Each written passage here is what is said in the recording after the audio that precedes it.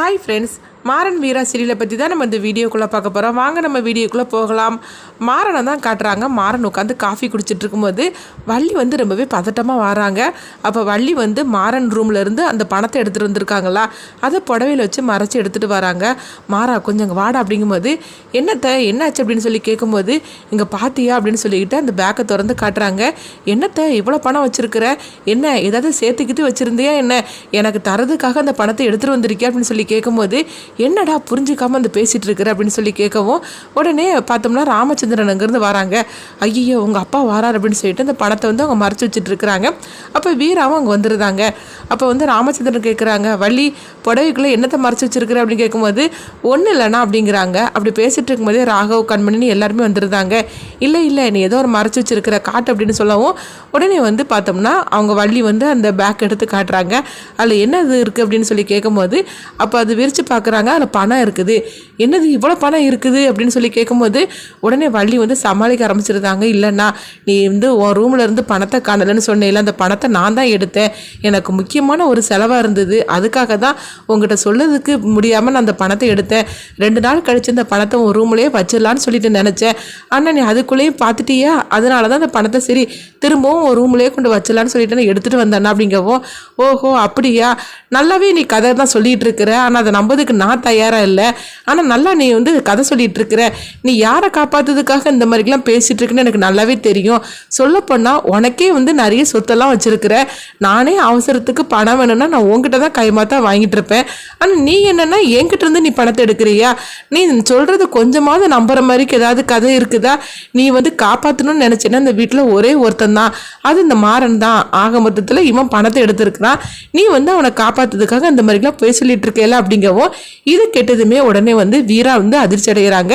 மாறனை காப்பாற்றுறதுக்காக வள்ளியம்மா இந்த மாதிரிக்கு பொய் சொல்லிட்டு இருக்கிறாங்க. ஆனால் உண்மையிலேயே பணத்தை எடுத்தது ராகவ மாமா, அவர் எதுவுமே பேசாமல் அமைதியாக இருக்கிறாரு அப்படின்னு சொல்லிட்டு வீரா ரொம்பவே கோவத்தோடு இருக்கிறாங்க. அப்போ மாறன் பார்க்குறாங்க ராகவை.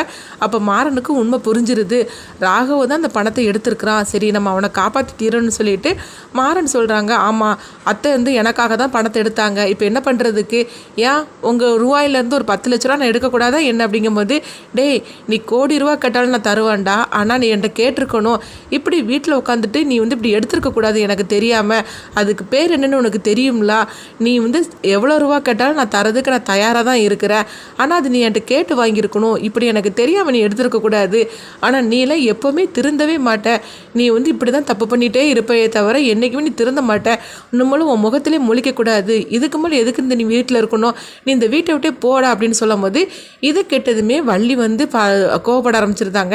அண்ணா நீ என்னண்ணா சொல்லிட்டு இருக்கிற, என்ன இருந்தாலும் சரி தான் உன் மகனாக்கும், ஏன் உன்கிட்ட கேட்காம ஒரு 10 லட்ச ரூபா பணத்தை அவன் எடுத்துகிட்டு தான் என்ன அப்படிங்கும்போது, இங்கே பாரு நீ இந்த மாதிரிக்கு அவனுக்கு சப்போர்ட் பண்ணி பேசிகிட்டு இருக்காது அப்படின்னு சொல்லவும், அப்போ கண்மணி சொல்கிறாங்க, என்ன அவசரனாலும் சரி தான், அதாவது அது என்னன்னு சொல்லிக்கிட்டு மாமா கிட்டே கேட்டிருந்தா அவரே ரூபா கொடுத்துருப்பாரு, அப்படின்னு அர்ஜென்ட்டான வேலையாக்கும் அப்படின்னு கண்மணி சொல்லவும், உடனே மாறன் சொல்கிறாங்க, இங்கே பாருங்கள் இது எனக்கும் எங்கள் அப்பாவுக்கும் சம்மந்தப்பட்ட விஷயம், இதில் ஒன்று நீங்கள் தலையிட்டு பேசிகிட்டு இருக்காதீங்கன்னு அப்படிங்கவும், என்னடா சொல்லிட்டு இருக்கிற, அவள் கேட்குறதுல என்ன தப்பு இருக்குது அப்படின்னு கண்மணிக்காக ராமச்சந்திரன் சொல்லிட்டு இருக்கவும், எதுவுமே பேசாமல் ராகவ் அமைதியாக இருந்துட்டு இருக்கிறாங்க.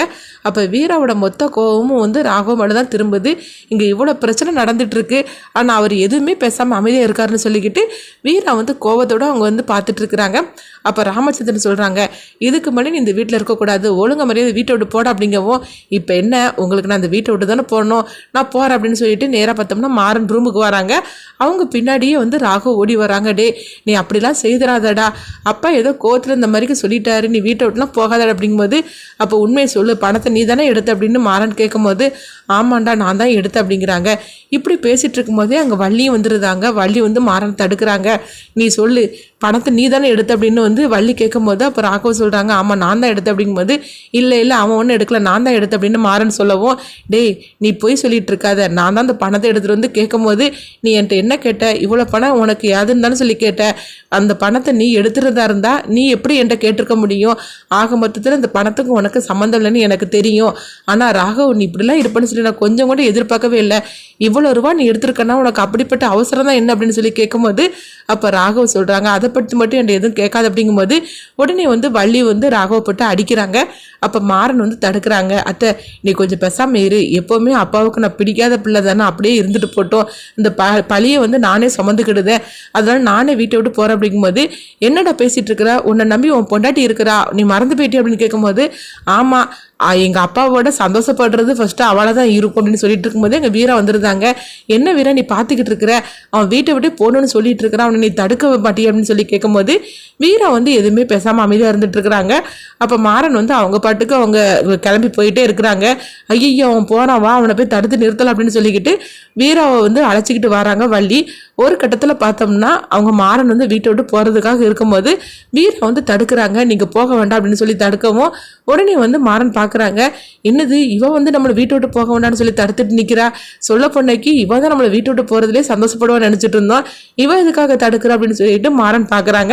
அப்போ கண்மணி சொல்கிறாங்க, எதுக்கு வீரா நீ தடுத்துட்டு இருக்கிற, அவன் தான் வீட்டை விட்டு போகிறேன்னு சொல்லாமல் போகட்டும், என்ன இருந்தாலும் அவன் பண்ணினது தப்பு தானே, அவனுக்கு ரூபா வேணும்னா அவன் கேட்டிருக்க வேண்டியது தானே மாமா கிட்ட, அவன் ஏன் கேட்காம இருந்தான் அப்படின்னு சொல்லும் போது அப்போ வீரா வந்து கண்மணி முறைச்சு பார்த்துக்கிட்டு அப்படியே ராகவை பார்க்குறாங்க. வீரா வந்து ராமச்சந்திரன் கிட்ட வந்து நடந்த உண்மையை சொல்லுவாங்களா, இல்லைன்னா வந்து ராகவே வந்து நடந்த உண்மை சொல்கிறதுக்கு வாய்ப்பு இருக்கா, ஏன்னா கண்டிப்பாக வந்து அவங்க சொல்ல மாட்டாங்க. அப்படி சொன்னாக்கி அவங்க மாட்டிக்கிட்டதுனால ராக வந்து உண்மையை சொல்ல மாட்டாங்க. ஆனால் வீரா வந்து மாறனை தடுக்கிறதுக்காக அவங்க உண்மையை சொல்லுவாங்களா, இல்லைன்னா வந்து என்ன மாதிரி இந்த பிரச்சனையை வந்து தீர்க்க போகிறாங்க அப்படின்னு சொல்லிட்டு நம்மளை வெயிட் பண்ணி பார்க்கலாம்.